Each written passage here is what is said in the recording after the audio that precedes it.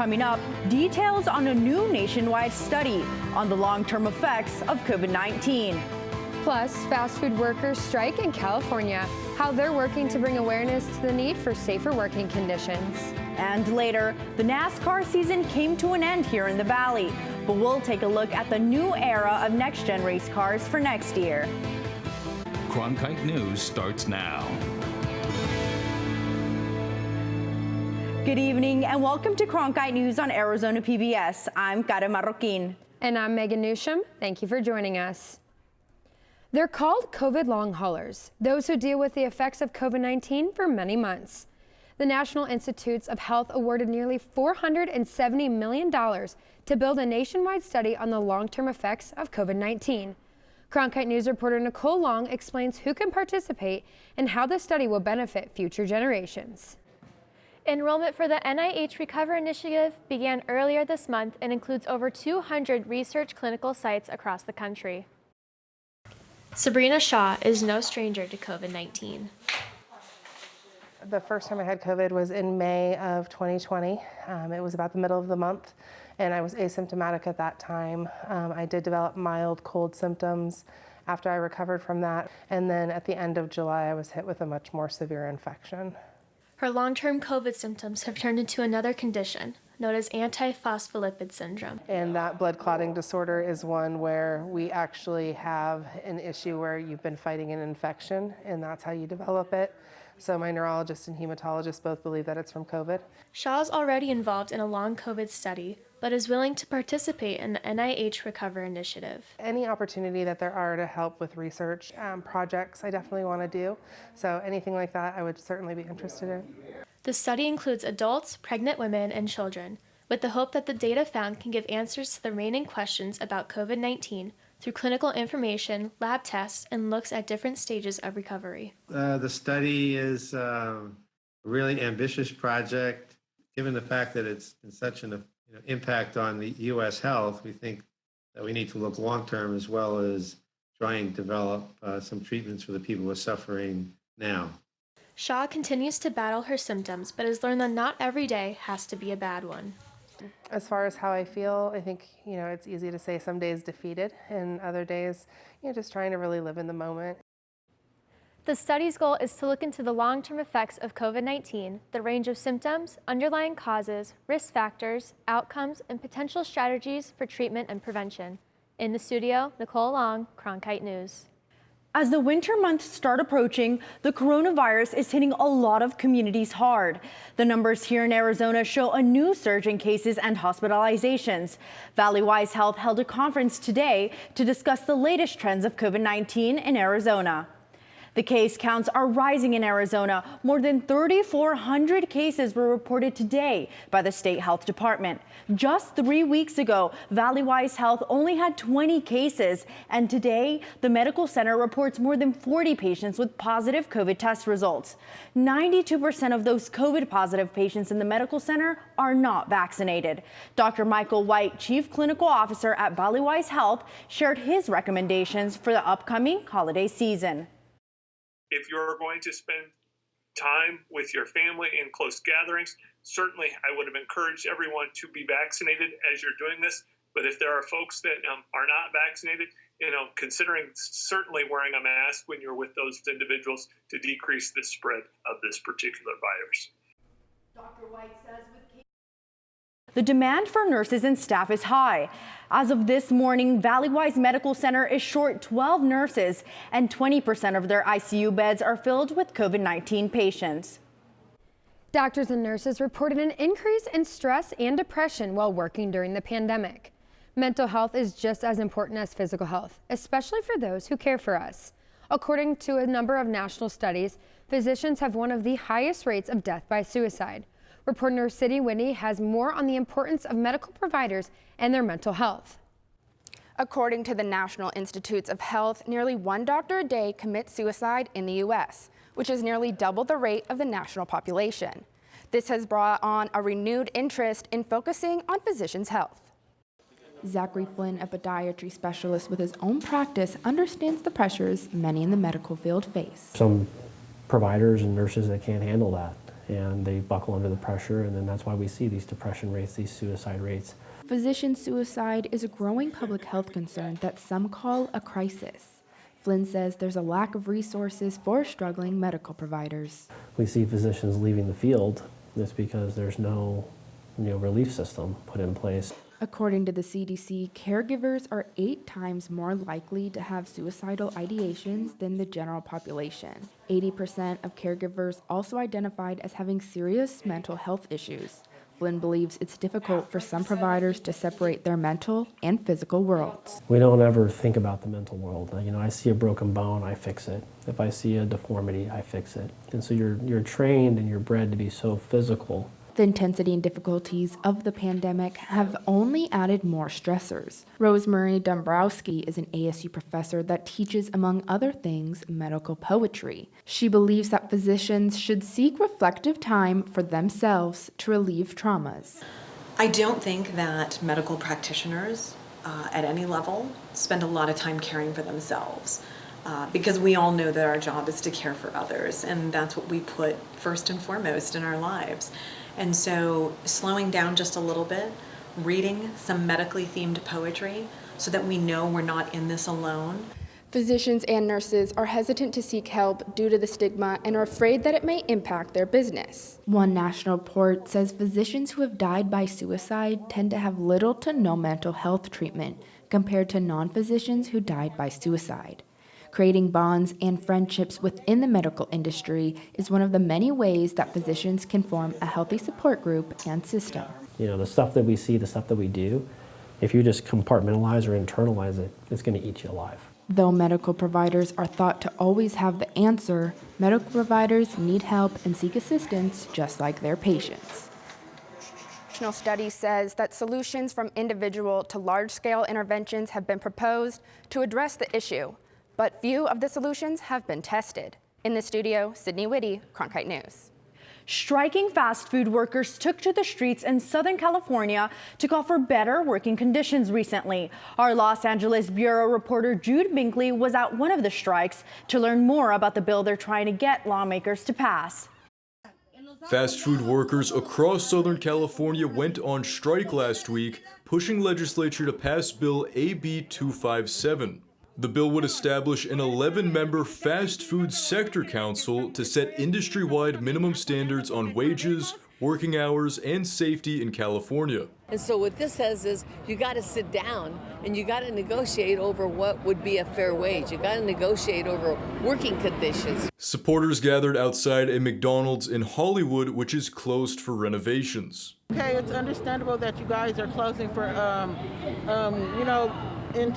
for remodeling or whatever the case may be, but at least give people an opportunity to find somewhere else to go or relocate these people. The demonstrations were coordinated by national labor advocates at Fight for 15. Strikers voiced their concerns over lack of safety precautions during COVID and the difficulty of living off their current wages. Almost irrespective of where in California you live, the ability to afford safe living neighborhoods, to be able to afford food, to put their kids into school, and to provide a healthy, safe, middle-class existence has disappeared.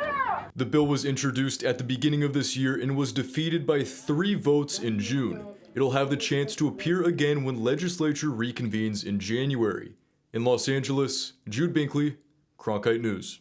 California is set to extend a $15 minimum wage to everyone in 2023, with Arizona's minimum wage increasing to $12.80 next year. This week, the city of Phoenix launched a new app to help citizens better connect with city services. The mobile app MyPHX311 is available on Apple and Android. On the app, users can make city service requests, pay city service bills, and tell the city about issues in their community. They can also learn about local issues related to crime, traffic, and street closures. Also in the app, information about local events, neighborhood programs, and local job opportunities. A new deal from 8 federal agencies will coordinate efforts to help protect sacred indigenous lands. The plan was discussed during the White House's Tribal Nations Summit earlier this week. Native Americans will be provided co-management of these sacred sites and more access. According to the agreement, the agencies will need to consult with the tribes earlier when evaluating possible projects on federal lands. The agencies will also need to incorporate traditional ecological knowledge when figuring out how to protect them and manage these sacred sites. Coming up, after Congressman Paul Gosar posted an anime video showing characters attacking members of Congress. Now House members voted to censure him. Details on what that means after the break. Expected to hit pre-pandemic levels. Stay tuned to find out what you should know before your next trip.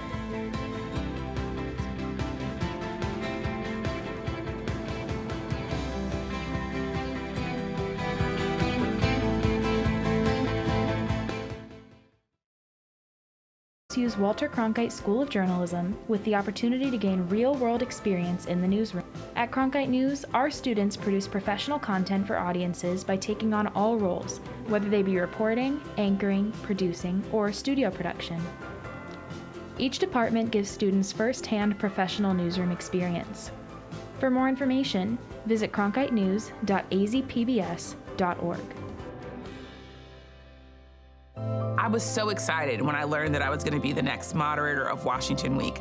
I was incredibly lucky to be mentored by Gwen Ifill, and what that gave to me was this confidence that I could be my full self and that I was deserving of whatever spaces I was in. Welcome to Washington Week. I also feel this great joy in taking the helm of Washington Week, knowing that I can mold it and make it my own, but also make sure that it is still within the legacy and the tradition that made it so great for all of these years.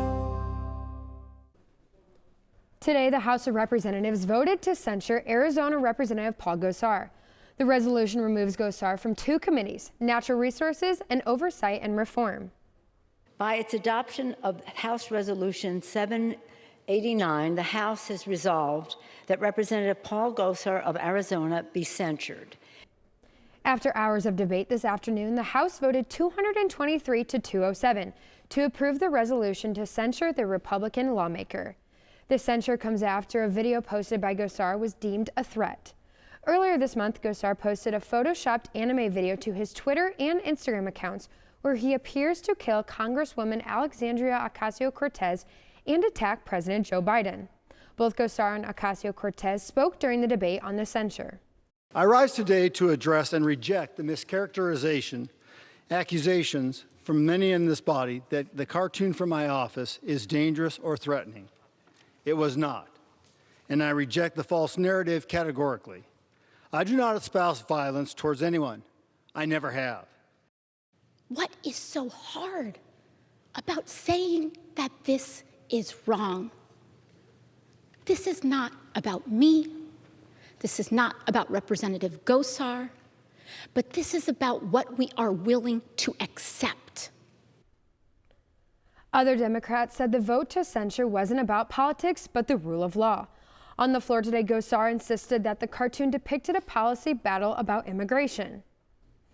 Also in Washington today, a federal judge sentenced Jacob Chansley, the Arizona man also known as the Q shaman, who became the face of the January 6th Capitol riot. Cronkite News reporter Kimberly SILVERIO-BAUTISTA reports from our Washington bureau. A con-tired Jacob Chansley told U.S. District Judge Royce Lamberth that he is truly sorry for his role on the January 6th Capitol attack and takes complete responsibility for his actions, but will spend more than 3 years in jail for the riot. Albert Watkins is a defense attorney for Chansley, better known as a Q shaman, whose face paint, spear, and horned fur hat made him the most recognizable face for the January 6th riot. But it was a calm Chansley who addressed Judge Lambert today for about 30 minutes. He accepted his guilt and also cited his turn to religion and the undiagnosed mental health problems that drove him before. Watkins said Chansley, he is a disciplined man who is now getting the help he needs. So I will share with you that the nobility with which Mr. Chansley presented to the court is the same nobility that was emoted to me in private after the sentence. He also said his client was a product of our divided nation and divided times. Through the Bureau of Prisons and access to the health care that he needs in a setting that's not solitary confinement. Lambert said he believed in Chansley's remorse, but that he could not overlook his actions on January 6th, which included leading the mob and leaving a threatening note for Vice President Mike Pence. Chansley, who pleaded guilty to obstruction of an official proceeding, was sentenced to 41 months in prison. When you as a family cannot sit down and have a dialogue without somebody saying, I don't agree with you, or you're not agreeing with me, therefore you're wrong and you deserve to die. Chansley is one of the 7 Arizonians who have been charged for taking part in the Capitol insurrection, and he is the only one to have been sentenced so far. In Washington, Kimberly Silverio-Bautista, Cronkite News. Only one of the other Arizona defendants has pleaded guilty. All the others have entered not guilty pleas, but have yet to have hearings. They are among more than 600 people who have been arrested in connection with the January 6th assault. It's that time of year again when holiday travel is at an all-time high. TSA said it expects the number of airline passengers traveling for Thanksgiving to reach pre-pandemic levels. Since earlier this month, bookings for this week of Thanksgiving are up by 78%. TSA says travelers should plan for longer lines and for wait times. Gas prices are also on the rise and hit a statewide average yesterday of $3.60. Prices at the pump are expected to continue to rise as we get closer to the new year. The American Automobile Association of Arizona projects 53.4 million Americans to travel this holiday season. We're getting closer to the holidays, and the fall weather is starting to drop. MILAN Andrade is in the Cronkite News Weather Center with more. If you were an early bird like myself this morning, you may have noticed it was pretty chilly when you left your house. But of course, as the day goes on, it starts to warm up. And as we go into the high temperatures of tomorrow, we'll notice the southwest part of our state is going to be the warmest. But as the day continues, we'll notice that the other surrounding cities keep hitting those normal fall weathers for Arizona. And as we go into the lows of tomorrow, we'll also notice that the same lows that we've been seeing, except oddly enough, up north, where is the chilliest, Page, Arizona, will only hit 40 degrees as its lowest. And going into the evening planner tonight, as the sun starts to go down a lot sooner, so do the temperatures. At 6 p.m., it'll be 74, and that temperature will drop all the way down to 63 by 10 p.m. tonight. If you decide to go for fresh air and go for a walk tonight, any time of the evening will be perfect for you. And as we go into the 8-day forecast, we'll notice the next few days coming up don't exceed the mid-80s, and that narrative stays the same all the way until next Thursday. Great weather going into the holiday season as well, and nothing below 60 degrees, everything below 60 degrees for the remaining days of the week. In the Cronkite News Weather Center, I'm Milan Andrade. I'm Morgan Carden. Coming up after the break, I'll have your Cronkite Sports Report. The next-gen cars for NASCAR are set to debut next year. What these new race cars might look like after the break.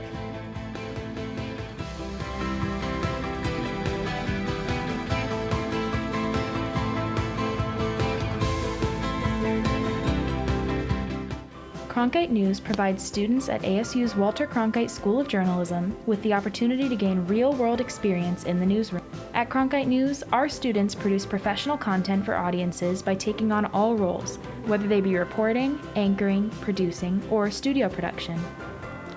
Each department gives students first-hand professional newsroom experience. For more information, visit cronkitenews.azpbs.org. I was so excited when I learned that I was going to be the next moderator of Washington Week. I was incredibly lucky to be mentored by Gwen Ifill, and what that gave to me was this confidence that I could be my full self and that I was deserving of whatever spaces I was in. Welcome to Washington Week. I also feel this great joy in taking the helm of Washington Week, knowing that I can mold it and make it my own, but also make sure that it is still within the legacy and the tradition that made it so great for all of these years.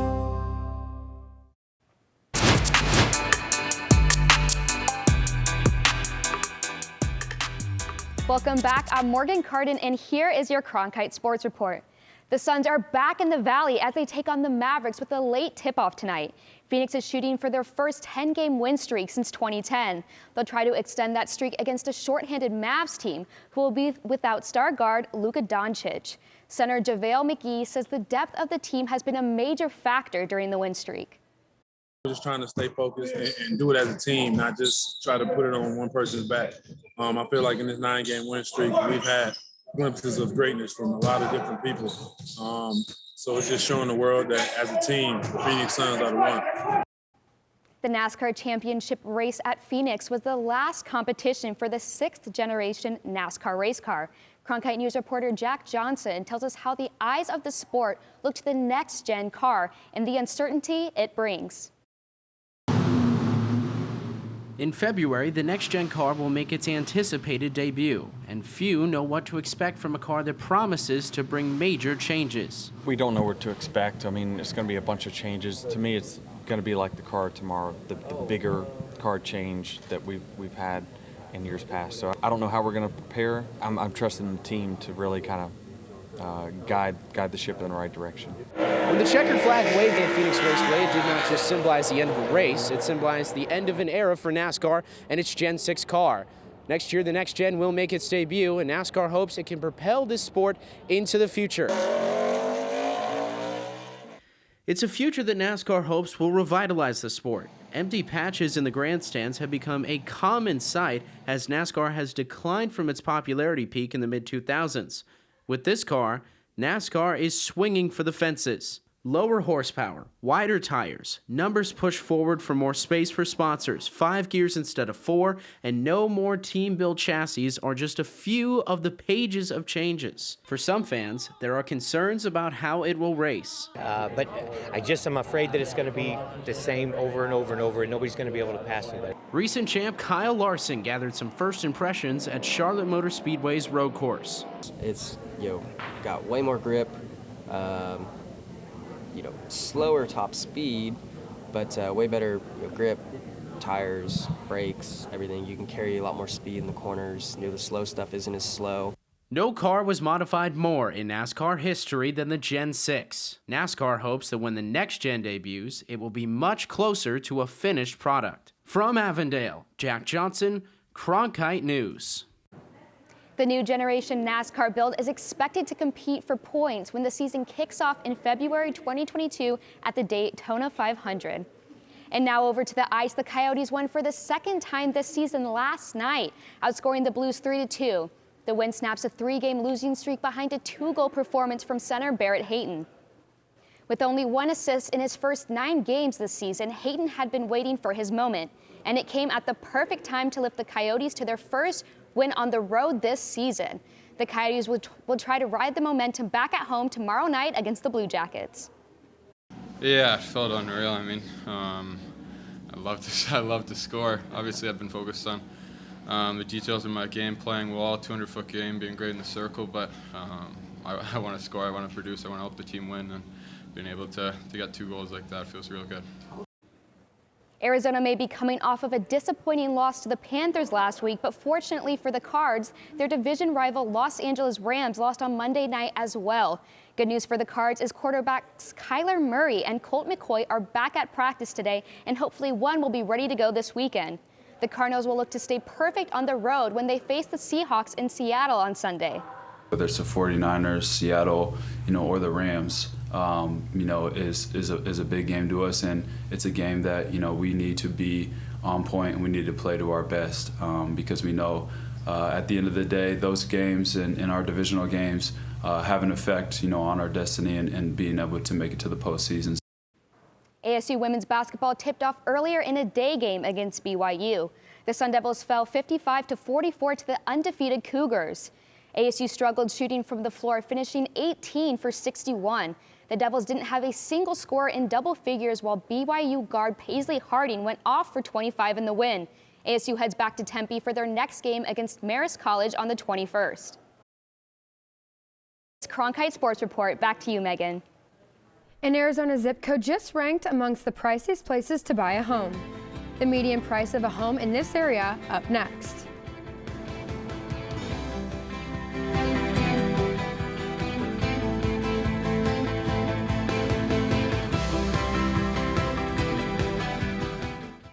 Cronkite News provides students at ASU's Walter Cronkite School of Journalism with the opportunity to gain real-world experience in the newsroom.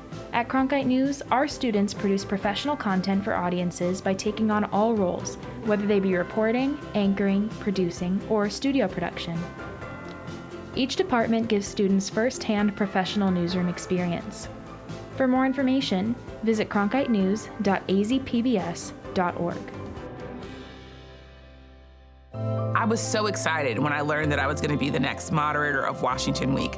I was incredibly lucky to be mentored by Gwen Ifill, and what that gave to me was this confidence that I could be my full self and that I was deserving in whatever spaces I was in. Welcome to Washington Week. I also feel this great joy in taking the helm of Washington Week, knowing that I can mold it and make it my own, but also make sure that it is still within the legacy and the tradition that made it so great for all of these years. Arizona's Paradise Valley ranked 50th nationwide of the priciest zip codes in the U.S., according to the real estate website Property Shark. This is the first time for Paradise Valley zip code 85253 to make top 50 nationwide after years of being Arizona's most expensive zip code. Home prices in the area went up by 41% in the last year, with the median price racing to over $2.1 million. No other Arizona zip codes made the Property Shark's top 100 list. That's it for Cronkite News tonight. Thanks for joining us. For top Arizona stories anytime, go to cronkitenews.azpbs.org.